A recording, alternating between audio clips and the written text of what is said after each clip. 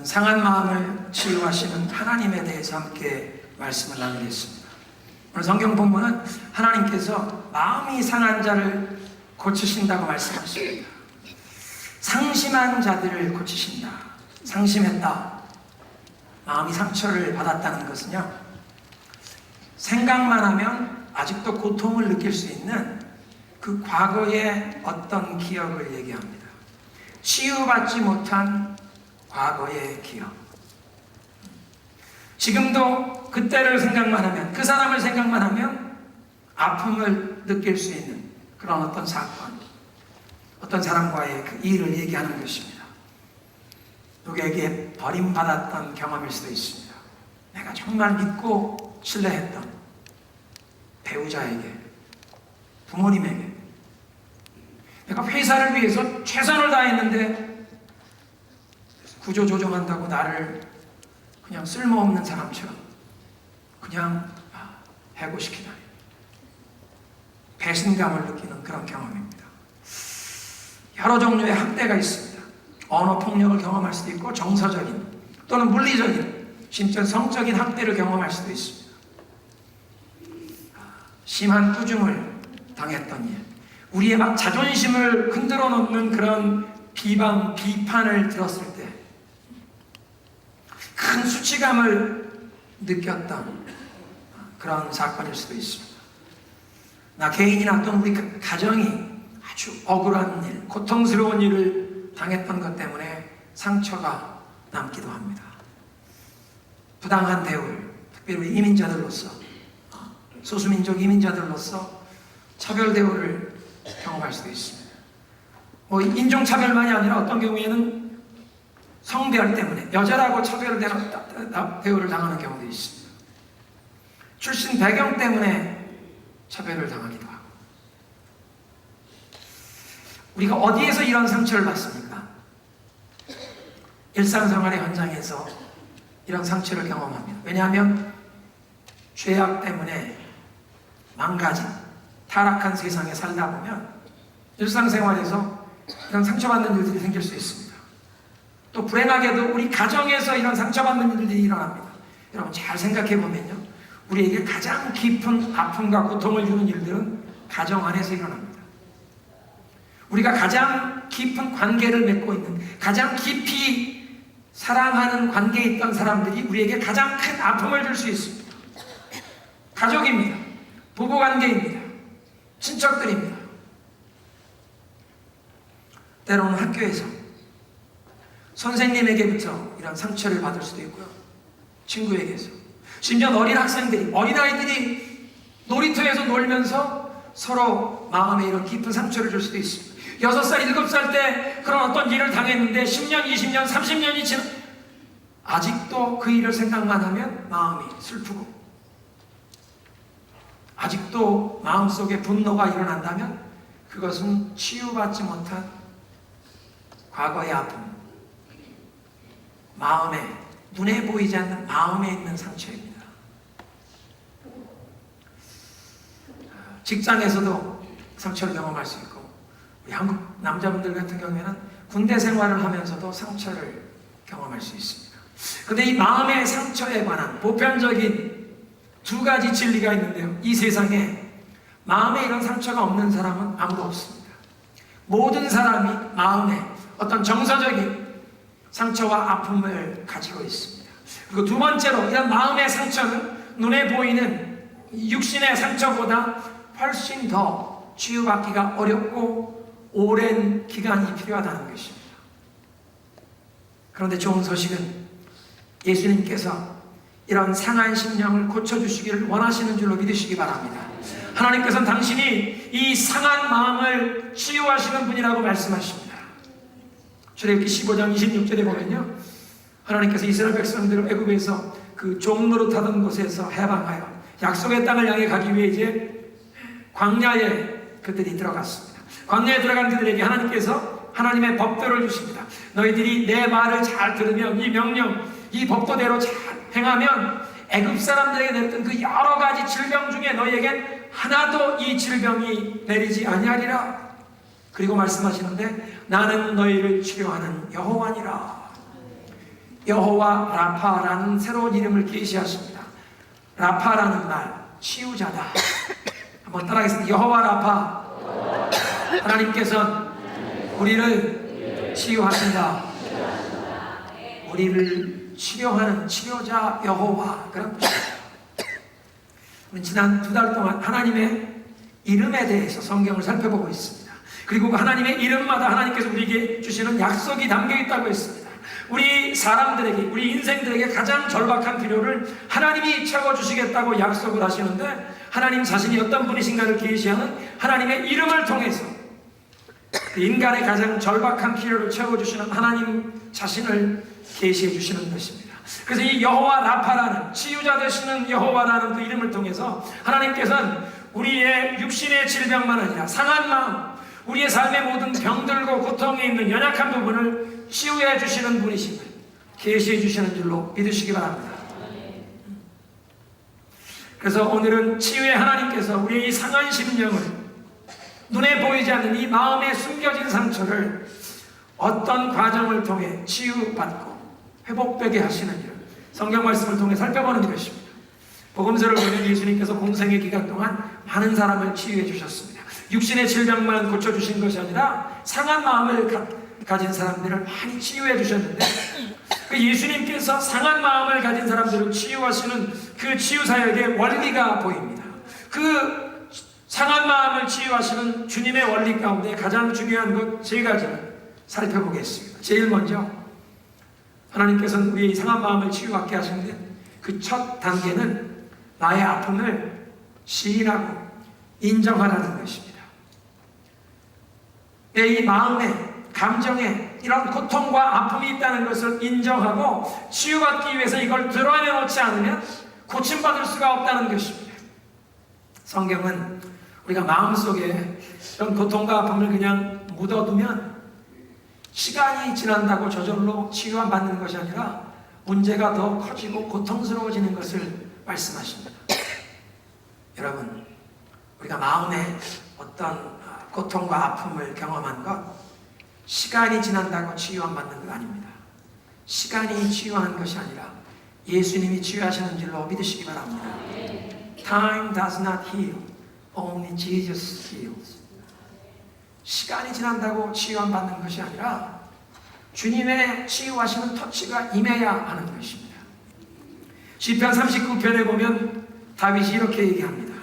내가 잠잠하여 선한 말도 하지 아니하니 나의 근심이 더 심해지는도다. 내 마음이 내 속에서 뜨거워서 묵상할 때에 화가 막 일어나는도다. 시편 39편의 배경은요, 다윗이 중한 병이 들었습니다. 병상에 누워있는데 수많은 사람들이 병 문안을 오는데, 잘 보니까 순수한 마음에서 병 문안 오는 것이 아니라 각자 나름대로 다 계산을 가진 사람들입니다. 다윗이 죽을 때가 다 됐구나. 그러면 그 다음에 누가 왕이 될까? 누구에게 줄을 서야 하나? 그러니까 다윗에게 병 문안 오는 것 같고 주위에 사람들이 맴도는 것 같은데, 정말 선한 마음이 아니라 다 악한 사람들, 이기적인 계산을 가진 마음을 가진 사람들 주위에 와 있는 것 보고 중병에 든 왕이 병상에 누워서 이거 내가 입을 함부로 열면 안 되겠구나. 믿을 만한 사람 하나도 없네. 그래서 선한 말도 안 하고 입을 다물고 있었더니 나의 근심이 더 심해지는도다. 영어 성경에 보니까 My anguish increased. 내 마음의 이 고통이 점점 더 커지기만 하는구나. 마음의 이 상처를 그냥 묻어두면 삭힐 수 있는 게 아닙니다. 점점 더 골마서 상처가 심각해지는 것뿐입니다. 우리 주위에 인생에 항상 피곤하고 지쳐있는 모습으로 살아가는 분들이 계십니다. 어떤 분들은 이 건강에 문제가 있어서 치유를 받아야 하는 경우도 있는데요. 근데 어떤 분들은 그렇게 삶에 힘이 없고 에너지가 없는 이유 중에 하나가 마음속에 있는 어떤 문제와 아픔, 갈등, 이거를 겉으로 티내지 않으려고 마음속에서 어떤 사람과의 얽힌 일 가운데 그걸 용서하지 못하고 미워하는 생각, 그 원망하는 마음, 그 원통한 마음, 어떤 건 막 수치감, 분노, 이 모든 것이 마음속에 막 소용돌이처럼 일어나는데 일상생활에 이게 그냥 툭툭 튀어나오면 되지 않으니까 겉으로는 이런 것 드러나지 않도록 체면을 유지하기 위해서 이를테면 마스크를 쓰고 가면을 쓰고 내 속에 있는 이 폭풍우가 겉으로 보이지 않게 이걸 관리하려다 보니까 거기에 다 이모셔널 에너지를 쓰느라고 내 삶을 진실되게 착실하게 충실하게 살아갈 에너지가 남지 않은 것입니다. 그렇게 마음속에 상처를 품고 살아가는 것은 불붙은 숯덩이를 품고 사는 것과 같습니다. 오래가면 갈수록 내가 그 불에 더 많이 다치기만 하는 것입니다.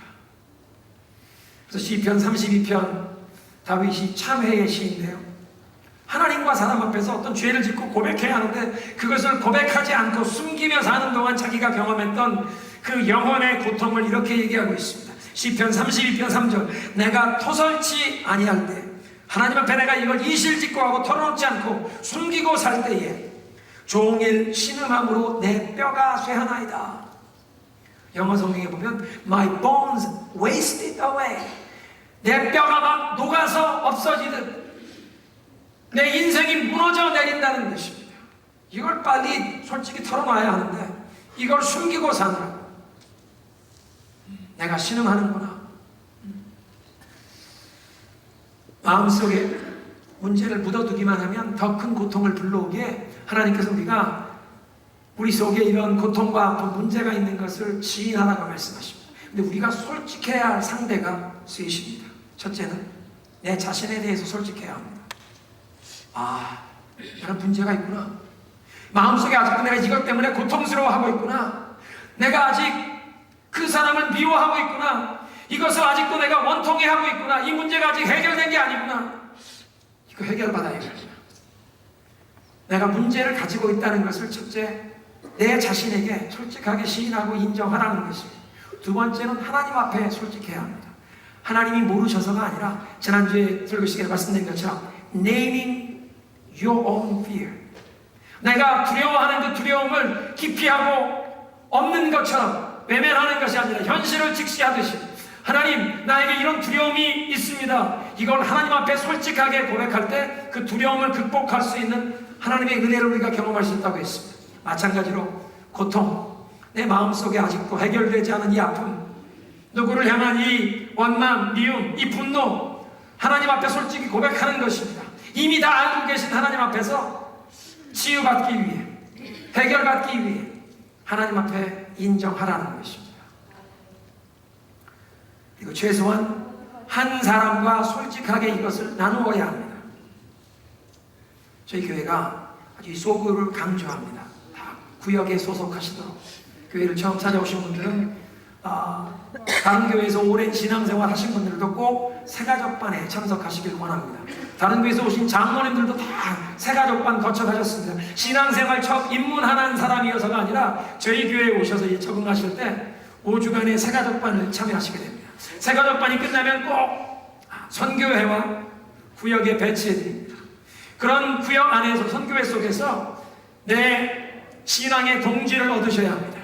기도의 동역자를 얻으셔야 합니다. 서로 무거운 짐을 나누어질 수 있는, 내 인생의 그 모든 고통과 고민거리를 함께 나누고 서로를 위해 기도할 수 있는, 서로를 위해 함께 눈물로 하나님께 부르짖을 수 있는 그런 영적인 동반자를 얻으셔야 합니다.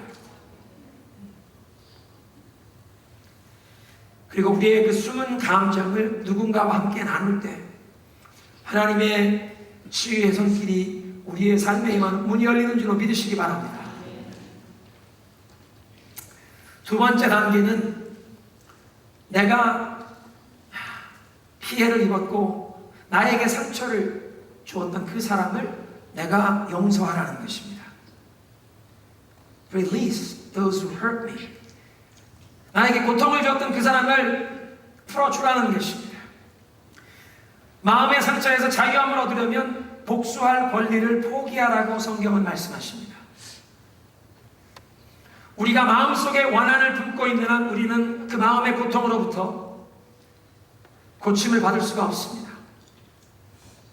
피해를 입고 우리가 상처를 받을 때 우리에게는 양자택일의 선택이 주어지는데요.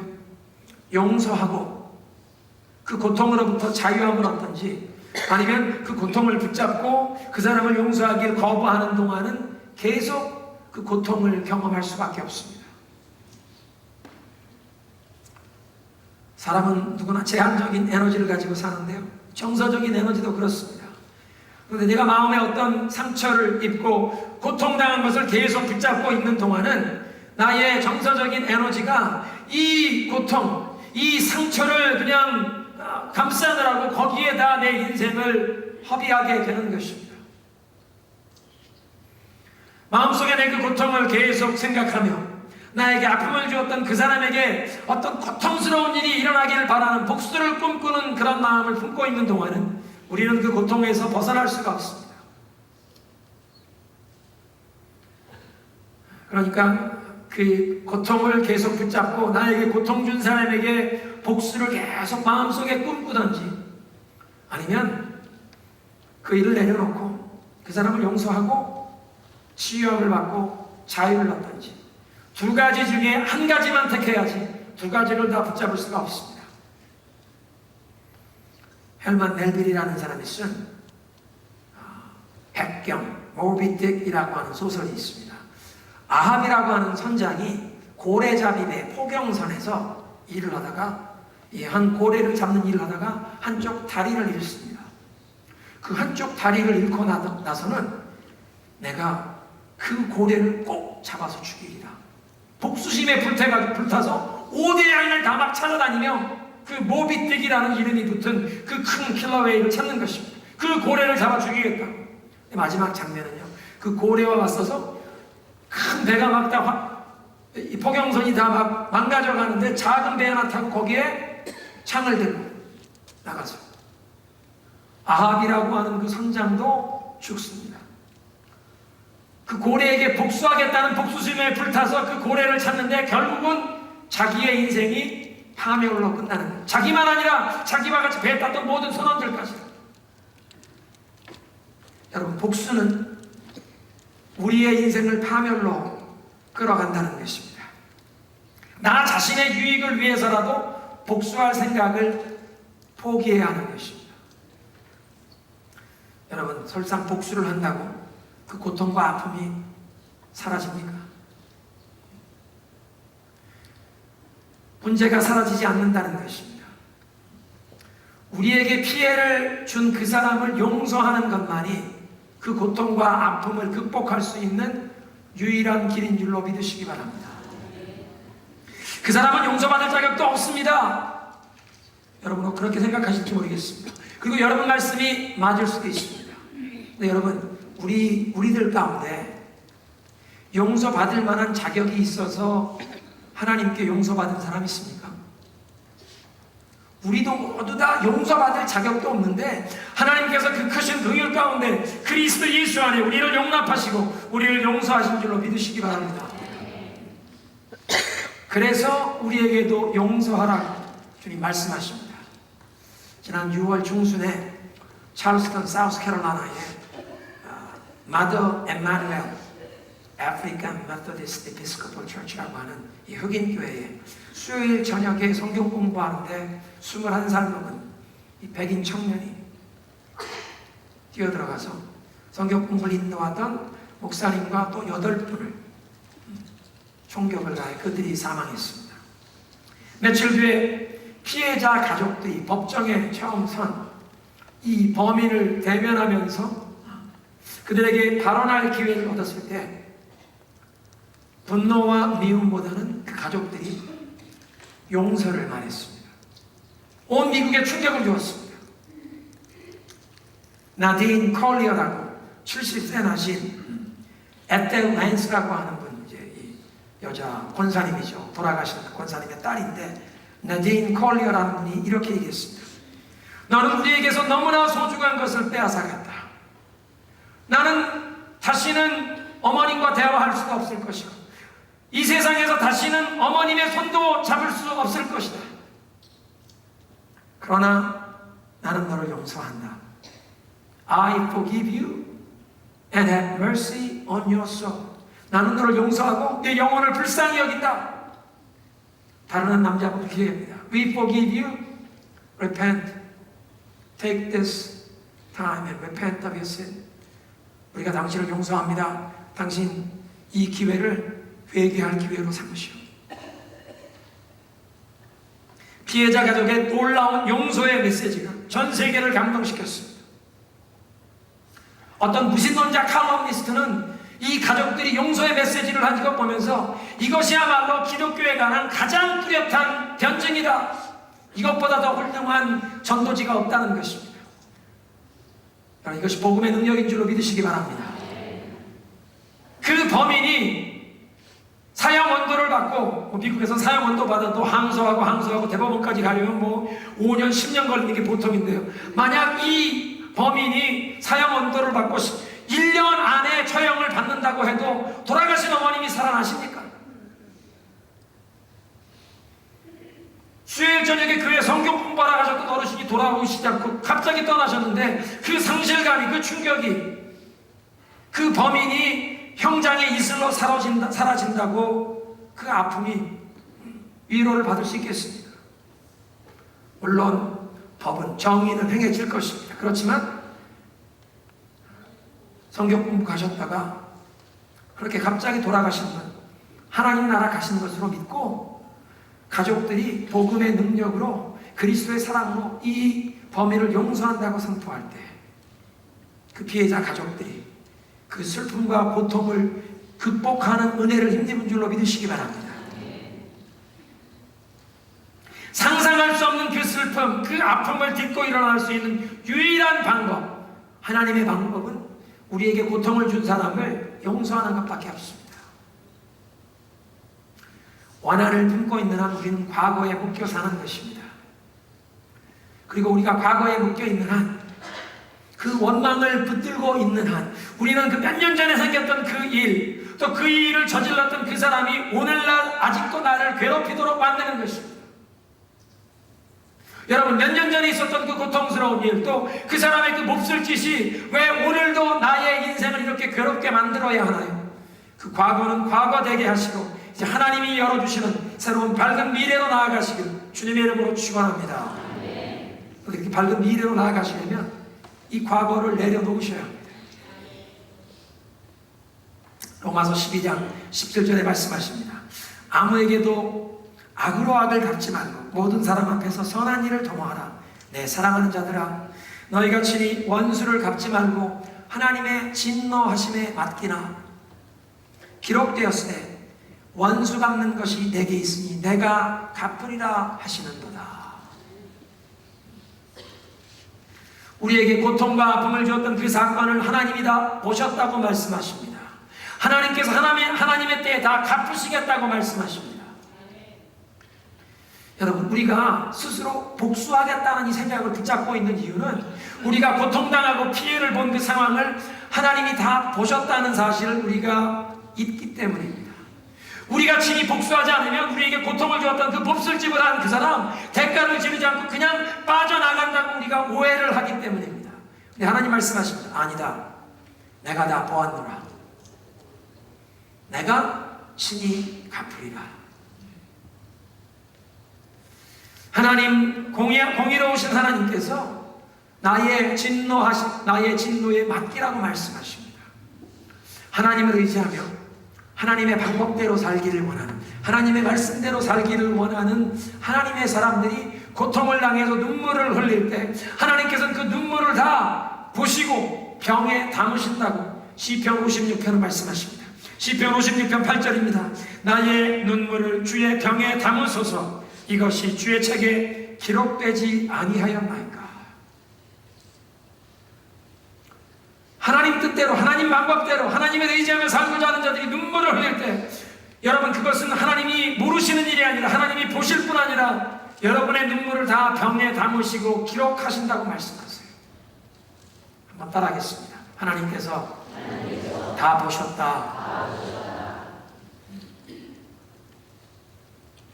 우리가 경험하는 그 고통, 악인들의 횡포 때문에 의인들이 경험하는 그 고통과 아픔, 그 눈물을 주님이 다 보셨고 하나님의 때에 갚으시겠다고 약속하십니다.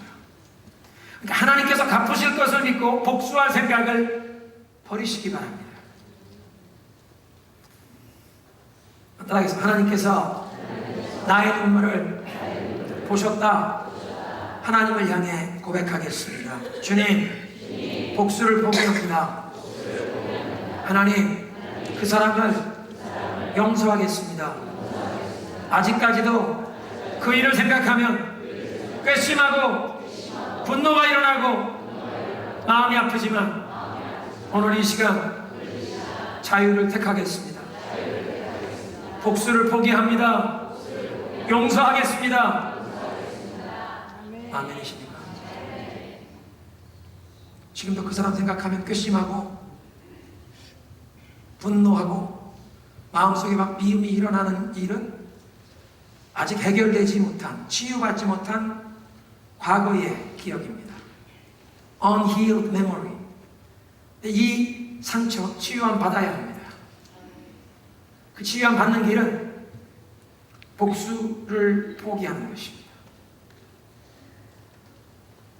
내가 직접 복수는 안 해도 그 사람에게 고통스러운 일이 좀 일어났으면 좋겠다, 이걸 계속 품고 있는 한은 그 과거의 고통을 내가 붙잡고 있는 것입니다. 근데 그 사람에게도 고통스러운 일이 일어났으면 좋겠다, 그 사람도 좀 호되게 당해봤으면 좋겠다 하는 이 생각을 내려놓는 순간 나의 고통과 아픔도 하나님께 드리는 것인 줄로 믿으시기 바랍니다. 이건 동시에 일어나는 일입니다. 여러분 혹 기도하시면서도 그렇게 기도하신 적 없나요? 하나님, 그분에게 깨닫게 하옵소서. 속으로는 하나님 좀 꿀밤 좀 주시죠. 근데 주님 말씀하세요. 너 그렇게 기도하는 한 네 고통 계속 네가 붙잡고 있는 거다. 여러분 상한 마음을 주님께서 치유해 주시길 원하십니까? 그 괘씸한 그 마음, 그 사람에게도 좀 고통스러운, 내가 나은 것 같은 그 고통이 좀 임했으면 좋겠다는 그 마음을 release, 내려놓으시기 바랍니다. 그걸 내려놓을 때 과거에서 모임받습니다. 믿으십니까? 여러분 인생의 기쁨과 감사, 즐거움이 넘치는 행복한 인생을 원하시는 분간 아멘으로 화답하십시다. 과거의 상처와 아픔을 붙잡고 있는 한 하나님이 주시는 이 기쁨과 이 행복을 누릴 수가 없습니다. 과거의 아픔과 고통을 내려놓으시고 하나님이 주시는 기쁨과 감사의 삶을 경험하시길 주님의 이름으로 축원합니다. 그것 때문에 오늘 주일 예배 오신 겁니다. 이제 이 과거의 고통은 내려놓고 오늘부터라도 주님이 주시는 기쁨과 감사가 충만한 삶을 받으리라. 믿으십니까? 아멘. 그러니까 용서는 나에게 고통을 준 가해자를 풀어주면서 내 아픔까지도 하나님께 바치는 사건입니다. 믿으십니까? 용서하라고 꼭 그 사람을 다시 만난다거나 그 사람과 정상적인 관계를 회복하라는 것이 아니라 그냥 복수를 포기하고 마음속에 이 적대감을 버리는 것입니다. 그냥 하나님께 맡기는 것입니다. 이제는 하나님께 맡깁니다. 예수님께서 우리에게 모범을 보여주셨습니다. 베드로전서 2장 23절에 예수님께서 그 십자가에 순환 당하셨을 때의 일을 말씀하시는데요. 욕을 받으시되 대신 욕하지 아니하시고 고난을 받으시되 위협하지 아니하시고 오직 공의로 심판하는 자에게 맡기시며. 예수님이 당한 고난을 생각해 보십시오. 가론 유다에게만 배신을 당한 것이 아닙니다. 모든 제자들이 다 버리고 도망갔습니다. 주님과 함께 죽는 자리까지 가겠다고 호언장담하던 베드로는 예수님 모른다고 3번씩이나 부인했습니다. 죄 없으시던 하나님의 아들 예수님께서 사람들에게 조롱을 받으시며 뒷바가 십자가에 못 박혀 죽으셨습니다. 그런데 십자가에 못 박히신 예수님께서 그 입술을 열어 처음 하신 첫 마디 말씀이 무엇이었나요? 아버지여, 저들의 죄를 용서하여 주옵소서. 저들이 무슨 짓을 하는지 알지 못함이니이다. 예수님께서 바로 저와 여러분을 위해 그렇게 기도해 주신 줄로 믿습니다. 우리가 부끄러운 일인지 알지도, 악한 일인지 알지도 못하고 죄를 행하고 있었는데 예수님께서 저와 여러분을 위해 용서의 기도를 해주신 것입니다. 그래서 주님께서 우리에게 나를 따라오너라, 너희들도 이 용서의 길로 나오라고 초청하십니다. 마음의 이 상처와 고통을 주님 앞에서 내려놓고 그 사람을 용서하고 자유함을 얻는 길로 나아가는 것보다 이 고통을 붙잡고 그 사람을 계속 원망하고 미워하는 것을 성경은 쓴뿌리라고 말씀하십니다. 히브리서 12장 15절입니다. 너희는 돌아보아 하나님의 은혜에 이르지 못하는 자가 있는가 두려워하고 또 쓴뿌리가 나서 괴롭게 하고 많은 사람이 이로 말미암아 더러움을 입을까 두려워하라. 쓴뿌리가 나서 괴롭게 된다. 이런 쓴뿌리는 누구를 향한 이 용서하지 않는 마음, 미움과 이 원망을 붙잡고 있는 것은 나만 괴롭게 되는 것이 아니라 내 주변에 있는 많은 사람까지 더럽힘을 받는다. 영적으로 오염된다는 것입니다. 그러니까 이 마음속에 이런 원망, 미움, 쓴뿌리, 이것은 영적인 암과 같습니다.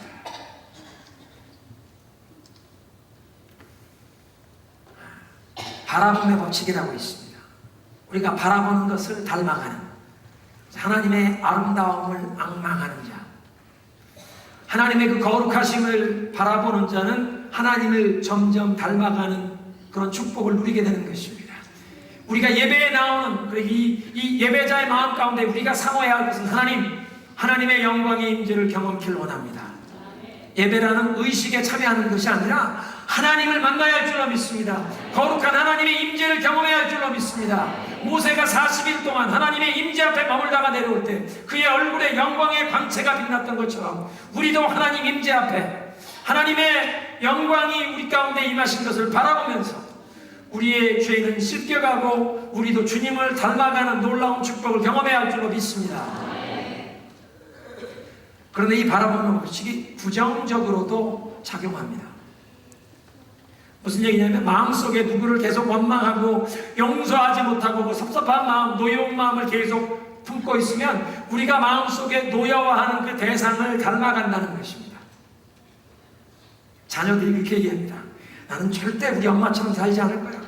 나는 절대 우리 아빠처럼 살지 않을 거야. 우리가 손사래를 치면서 엄마 아빠를 이해하고 용서하기보다는 그 어떤 부분에 대해서 섭섭하게 생각하고 그것을 원망하는 동안 그렇게 원망하면서 나는 절대 그러지 않으리라 10년, 20년, 30년 지나가다 내 모습을 보니까 나도 우리 아버지와 똑같은 모습으로 살고 있습니다.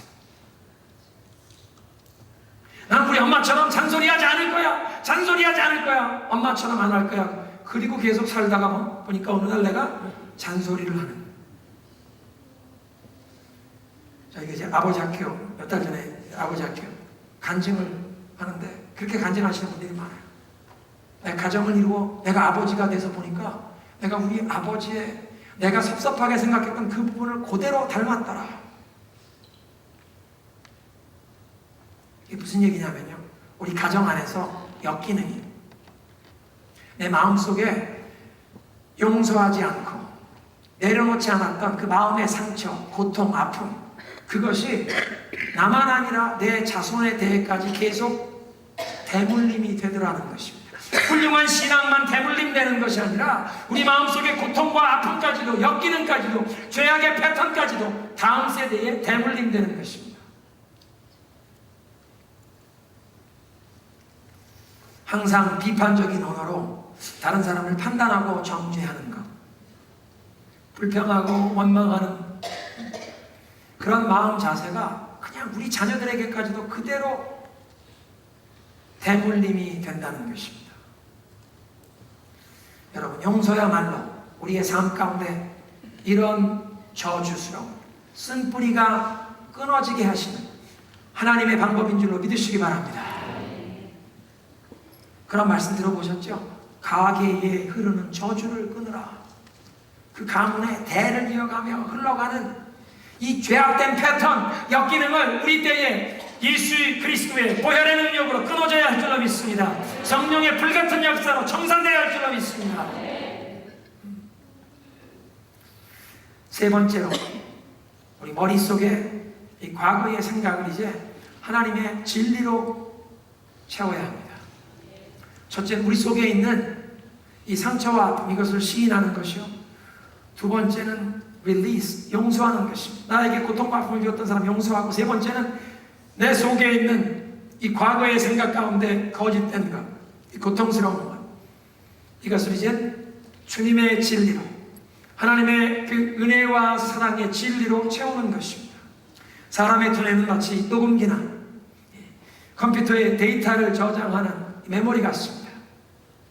어떤 사건을 경험하면 그것이 입력이 되는 것입니다. 우리가 오감으로 체험한 것, 눈으로 보고, 귀로 듣고, 코로 냄새 맡고, 입으로 맛보고, 손으로 촉감을 느꼈던 이 모든 오감으로 느꼈던, 경험했던 것이 입력이 되는 것입니다.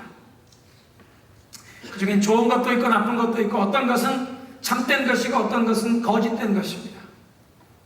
예를 들어서 우리가 어렸을 때 주위에 계신 많은 분들로부터, 주위에 있는 분들과 어울리면서 대인관계하면서 또 어른들로부터 많은 말을 듣습니다.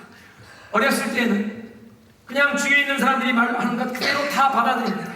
분별력이 없기 때문에 어떤 것이 참된 것이고 어떤 것이 거짓된 것인지 구별하지 않고 그냥 듣는 대로 다 받아들이는 것입니다. 너는 왜 이런 못난이냐? 왜 누이처럼 똑바로 하지 못하느냐? 너희 형은 저렇게 잘하는데 넌 이게 뭐냐? 이 미련한 고마 바보 멍청이야. 널 보니까 벌써 싹이 노랗다. 뭐 하나 제대로 할 줄 아는 게 없네. 부모님이 얼마나 답답하시면 막 이런 꾸중을 하시는데, 요는 막 감정이 격해지셔서 꾸중하신 말씀을 그대로 받고 오는 그 어린아이가 내 마음에, 맞아, 나는 바보 멍청인가 봐. 나는 가망이 없나 봐. 싹이 노란가 봐. 여러분, 하나님께서 우리의 삶을 향해 가지고 계신 하나님의 계획, 하나님의 뜻과 어긋나는 것은 다 거짓입니다. 우리의 주변에 있는 많은 분들이 노여움 가운데 우리에게 뱉었던 그 모든 쏟아부었던 말들 가운데 많은 부분은 거짓말입니다. 하나님의 계획과 일치하지 않는 것은 다 거짓말입니다. 그런데 우리가 그런 거짓말들을 받아들였다는 것입니다. 그래서 하나님 말씀하십니다. 로마서 12장 2절, 너희는 이 세대를 본받지 말고 마음을 새롭게 함으로 변화를 받아 하나님의 선하시고 온전하시고 기뻐하시는 뜻이 무엇인지 분별하도록 하라. 마음을 새롭게 함으로 변화를 받으라. 영어 성경 New Living Translation은 이렇게 얘기합니다. Become a new person by changing the way we think. 한번 따라하겠습니다. 우리 생각이 바뀌면 인생이 바뀐다. 로마서 12장 2절이 하시는 말씀이 그것입니다. 생각이 바뀌어서 인생이 바뀌는 새로운 피조물이 되어야 한다고 말씀하십니다. 하나님께서 우리의 생각을 어떻게 바꾸기를 원하십니까? 첫째, 주님께 기도하며 나아가십시다. 하나님, 내 이 과거의 기억이 아직도 치유함 받지 못해서 그때를 생각하기만 하면 아직도 원통합니다. 그 사람을 생각하기만 하면 아직도 괘씸하고 미운 생각이 일어나는데 이 마음의 상처가 치유함을 받아야겠습니다. 하나님 고쳐주세요. 컴퓨터에 바이러스가 들어오면 고쳐야 하잖아요. 요즘엔 컴퓨터만 아니라 여러분 스마트폰에도 바이러스가 들어오는 거 아시죠? 스마트폰에 바이러스가 들어와서 은행 정보 같은 걸 빼가는 이런 일들이 있습니다. 우리 속에도 바이러스가 들어온 것입니다. 하나님의 진리가 아닌 거짓된 말, 거짓된 생각, 거짓된 경험. 하나님 이 바이러스를 퇴치해 주옵소서, 치료해 주옵소서. 기도해야 합니다. Healing of my past memories. 하나님, 나의 과거의 기억을 고쳐주옵소서. 두 번째는 하나님의 진리로 채워야 합니다. 과거에 받았던 그 상처 또는 거짓된 생각들, 이것을 몰아내기 위해서 이제는 하나님의 진리로, 참된 것으로, 생명의 말씀으로 채워야 하는 것입니다. 주님 앞에 빛으로 나와야 하는 것입니다. 그냥 주일날 1시간 예배 듣는 것만 가지고는 부족합니다. 공예배 때마다 나오십시오. 수요일 저녁에 주기도문을 강의하고 있습니다. 주기도문 강의가 끝나면 큐티 세미나를 3주 연속으로 하겠습니다. 왜냐하면 우리가 매일매일 하나님의 말씀 들을 뿐 아니라 하나님의 말씀을 읽고 하나님의 말씀 공부하고 암송하고 묵상하면서 말씀이 우리의 속사람을 새롭게 변화시켜 가실 줄로 믿으시기 바랍니다. 그리고 진리를 믿어야 합니다. 사람들이 했던 거짓말을 믿는 것이 아니라 그 사람의 그 비방, 비난을 다시 재방송하는 것이 아니라 하나님의 진리의 말씀을 붙잡고 그 진리를 믿는 것입니다. 그것을 붙잡는 것입니다. 에베소서 1장 그렇게 말씀하십니다. 하나님께서 그리스도 예수 안에서 하늘에 속한 모든 신령한 것을 너에게 복 주셨는데 그 복 주신 것 중에 한 가지는 창세전에 그리스도 안에서 우리를 택하셨다. 하나님이 택하신 이유는 무엇이냐? 우리로 사랑 안에서 그 앞에 거룩하고 흠이 없게 하시려고. 하나님이 저와 여러분을 택하시고 부르신 이유는 하나님 앞에 거룩하고 허물이 없는 존재로 세우기 위해서. 하나님이 저와 여러분을 그렇게 소중하게 여기시고 그렇게 사랑과 관심을 가지시고 우리를 빚어 가시는 줄로 믿으시기 바랍니다. 아직도 우리는 공사 중이지만 소망을 가지시기 바랍니다. 하나님께 소중한 존재입니다. 하나님 앞에서 거룩하고 흠이 없는 그런 아름다운 사람을 하나님이 우리를 빚어가고 계십니다. 그래서 매일매일 주님의 음성을 들으면 성경 말씀을 펼칠 때 주님이 말씀하세요. 너는 내 사랑하는 아들이요 내 기뻐하는 자라. 내 삶의 모습은 좀 부족해도 나의 존재를 주님이 긍정해 주십니다. 여러분, 어머니는 아들이 아무리 못났어도 내 새끼는 그냥 사랑스러운 것입니다. 세상 모든 사람들이 손가락질하는 범죄자라도 어머니는 내 아들, 내 자식, 사랑스러운 법입니다. 존재를 귀하게 여기는 것입니다. 하나님이 저와 여러분을 그렇게 받아주시는 줄로 믿으시기 바랍니다. 너는 내게 소중한 존재야. 네가 무엇을 해서가 아니라 너는 나에게 소중한 존재야. 믿으십니까? 말씀을 뵙겠습니다. 주님께서는 우리의 이 상한 마음을 치유해 주길 원하십니다. 내 마음속에 아직도 고통, 아픔, 이 상한 마음이 있다는 것 인정하시기 바랍니다. 아직도 그 일을 생각만 하면 섭섭하고 그 사람을 생각하면 괘씸한 이런 생각이 찾아오는 것, 하나님 아직도 이게 해결되지 못했습니다. 하나님 해결받기 원합니다. 두 번째, release, 용서하셔야 합니다. 하나님, 나의 과거의 고통과 아픔, 그 사람을 복수해야 한다는 내 권리와 함께 다 내려놓겠습니다. 용서하겠습니다. 과거로부터 노임받게 하여 주옵소서. 세 번째는 이제 하나님의 은혜로, 진리로 채우는 것입니다. 하나님, 사랑으로, 은혜로, 진리로 채워주시옵소서.